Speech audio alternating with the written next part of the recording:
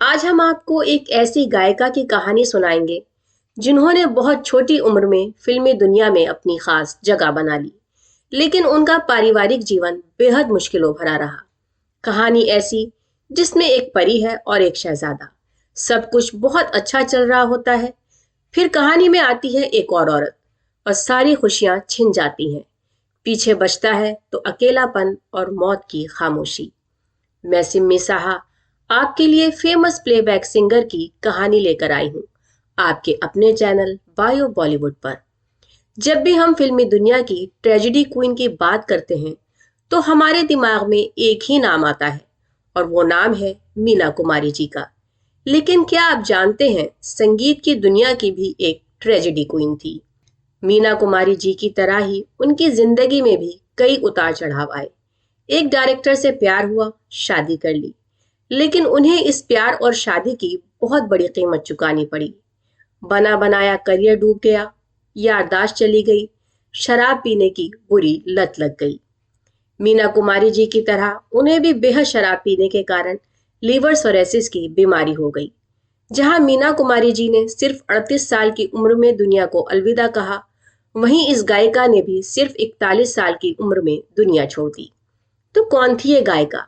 चलिए जानते हैं इस गायिका के अर्श से फर्श तक की कहानी। लेकिन पहले देखते हैं उनके संगीत में सफर की एक झलक।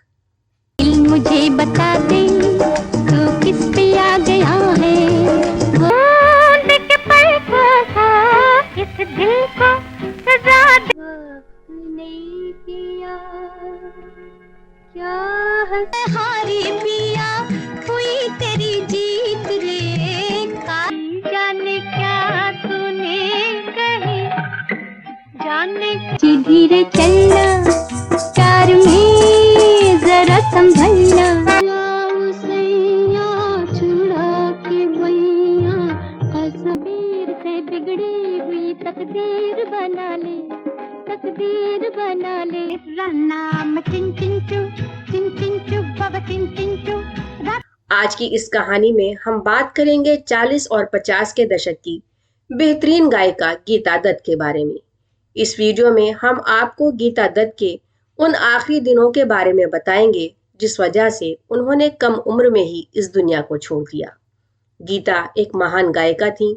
उन्होंने फिल्म इंडस्ट्री को वक्त ने किया क्या हंसी सितम, मेरा नाम चिन चिन चू, ना जाओ सैया छुड़ा के बैया, कभी आर कभी पार, लागा तेरे नजर जैसे कई खूबसूरत गाने दिए।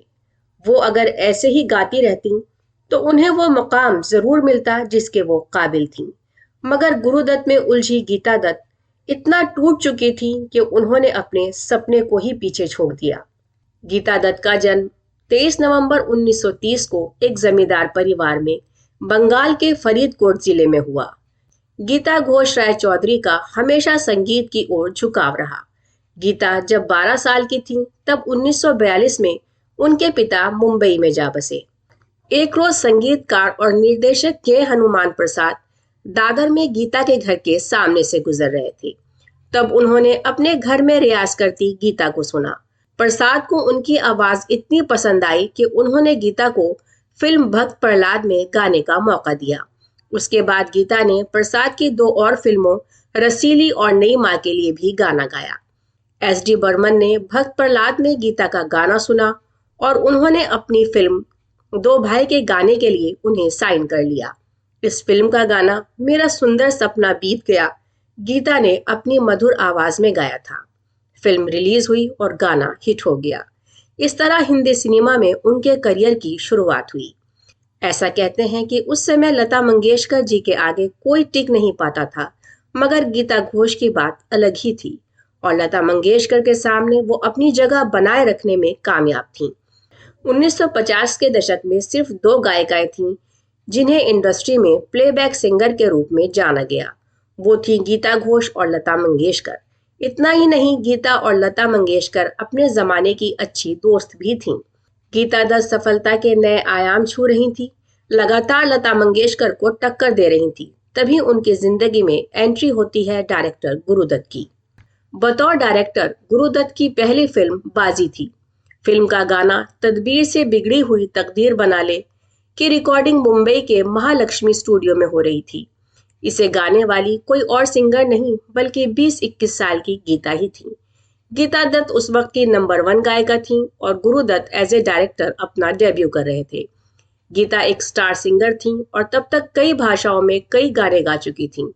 बाजी फिल्म की शूटिंग के दौरान ही गीता और गुरुदत्त एक दूसरे के करीब आए और दोनों में प्यार हो गया।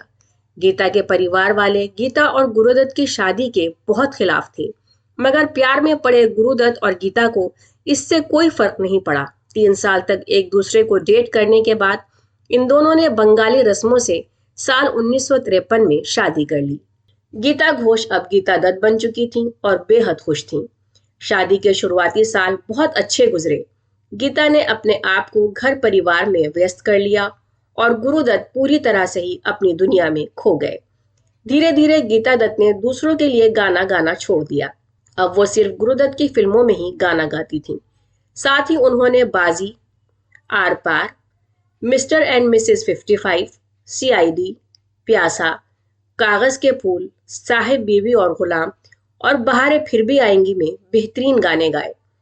शादी के शुरुआती दिन दोनों के लिए बहुत अच्छे थे।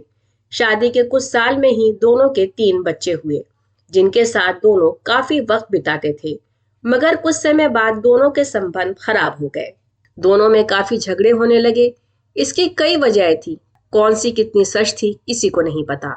कुछ रिपोर्ट्स के मुताबिक गुरुदत्त चाहते थे कि गीता सिर्फ उनके लिए ही गाना गाए, मगर गीता एक महत्वाकांक्षी महिला थी और वो सिंगिंग के साथ साथ एक्टिंग भी करना चाहती थी।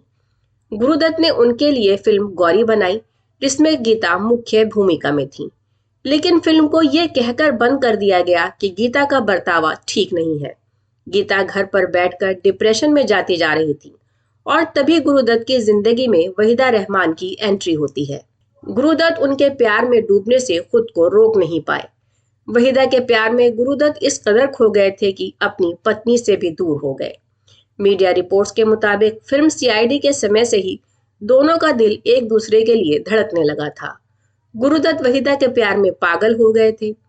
प्यार में सारी हदें पार कर चुके गुरुदत्त फिल्म में उनके साथ अपने अलग से सीन्स लिखवाते थे। सीआईडी फिल्म के दौरान गुरुदत्त पर वहीदा के प्यार का नशा इस कदर चढ़ा कि अगली फिल्म प्यासा में गुरुदत्त उनके अपोजिट बड़े पर्दे पर हीरो के तौर पर दिखे।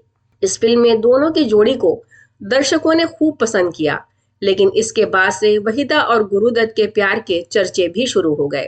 इस फिल्म ने हिंदी सिनेमा में एक नई क्रांति ला दी। उस वक्त इस बात की काफी चर्चा थी कि गुरुदत्त वहीदा रहमान के लिए सीन्स खुद लिखते थे। इतना ही नहीं, उनके नजदीक आने का बहाना ढूंढते। वहीदा के प्यार में गिरफ्तार हो चुके गुरुदत्त के सामने सबसे बड़ी मुश्किल उनका शादीशुदा होना था।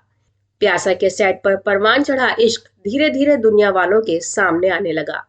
एक समय ऐसा भी आया कि दोनों की शादी की चर्चा होने लगी। गुरुदत्त पर वहीदा के प्यार का खुमार इस कदर चढ़ा हुआ था कि वो वहीदा के बिना किसी फिल्म की कल्पना भी नहीं कर सकते थे। जब गीता को गुरुदत्त के इस अफेयर के बारे में पता चला तो वो पूरी तरह टूट गई और अपने तीनों बच्चों के साथ घर छोड़कर चली गई। वहीदा रहमान के घर वाले उनके इस रिश्ते के खिलाफ थे। इस कारण वहीदा ने भी गुरुदत्त से दूरी बना ली। अब गुरुदत्त बिल्कुल अकेले रह गए थे। वो कई दिनों तक सोते नहीं थे। शराब को उन्होंने इन सब से बाहर निकलने का जरिया बनाया। इसके साथ ही वो सिगरेट और नींद की गोलियां भी खाने लगे थे। यूं तो गुरुदत्त और गीता के बीच अक्सर झगड़े होते, लेकिन एक दिन ऐसा आया जिसकी कल्पना शायद किसी ने भी नहीं की थी। गीता दत्त अपने बच्चों के साथ गुरुदत्त से खफा होकर चली गई थी। गुरुदत्त शराब में डूब चुके थे। उनके साथ उनके सबसे अच्छे दोस्त अबरार अलवी थे। दोनों साथ में खाना खाते, मगर उस रोज अबरार बिना खाना खाए चले गए। गुरुदत्त ने भी खाना नहीं खाया। नशे में धुत गुरुदत्त ने गीता को फोन किया और कहा कि वो बच्चों से मिलना चाहते हैं, मगर रूठी हुई गीता ने इनकार कर दिया। गीता गुरुदत्त से इस कदर नाराज थी कि वो उन्हें बच्चों से मिलने नहीं दे रही थी। गुरुदत्त को अकेलापन खाए जा रहा था। वो अपनी बेटी से मिलना चाहते थे। इसके लिए उन्होंने कई बार गीता को फोन किया, बेटी से मिलवाने की गुजारिश भी की, लेकिन गीता नहीं मानी। इस पर गुरुदत्त ने गीता से कहा कि अगर आज तुमने मुझे बच्चों से मिलने नहीं दिया तो कल मेरा मरा हुआ मुंह देखोगी। और एक बेहतरीन डायरेक्टर की तरह उन्होंने अपना स्क्रीन प्ले नहीं बदला।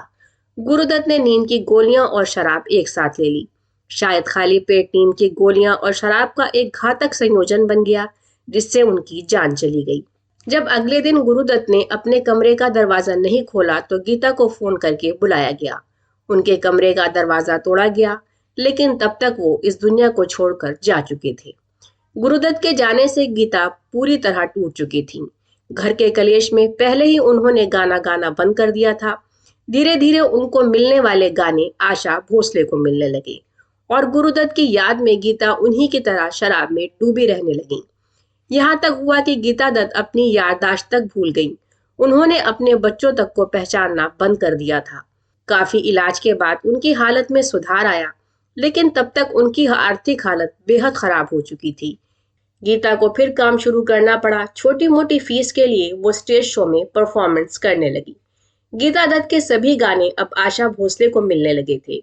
उस वक्त म्यूजिक डायरेक्टर ओपी नैयर का संगीत फिल्मी दुनिया पर छा रहा था, लेकिन वो अपनी फिल्मों के सभी गाने आशा भोसले से गवा रहे थे, जिसका कारण था इन दोनों के बीच की बढ़ती हुई नजदीकियां। अगर आप जानना चाहते हैं कि कैसे आशा भोसले के चक्कर में ओपी नैयर का करियर और घर बर्बाद हुआ, तो उस वीडियो का लिंक आपको डिस्क्रिप्शन बॉक्स में मिल जाएगा। शोज और रिकॉर्डिंग में गीता के खूब शराब पीकर आने के किस्से भी सुनाई देते रहे। बॉलीवुड शादी में छपे गुरुदत्त की बहन ललिता लाजमी के एक इंटरव्यू के मुताबिक गीता गुरुदत्त की मृत्यु से तबाह हो गई थी। गीता दत्त ज्यादातर नशे में रहती। वो शराब की छोटी बोतलें बुक शेल्फ में बाथरूम में छिपा कर रखती। हर वक्त शराब के नशे में रहने के कारण उन्हें फिल्मों में काम मिलना बंद हो गया। धीरे धीरे उनकी सेहत ऐसी हालत में पहुंच गई जहां से ठीक होना नामुमकिन था। उन्हें जरूरत से ज्यादा शराब पीने के कारण लीवर सोरेसिस की बीमारी हो गई और 20 जुलाई 1972 को महज 41 साल की उम्र में गीता दत्त ने इस दुनिया को अलविदा कह दिया और ये नाइटिंगेल इस दुनिया को छोड़कर हमेशा के लिए चली गई। मेरे प्यारे दोस्तों, अगर आपको हमारी दी हुई जानकारी पसंद आई हो तो हमारे वीडियो को लाइक और चैनल को सब्सक्राइब जरूर करें।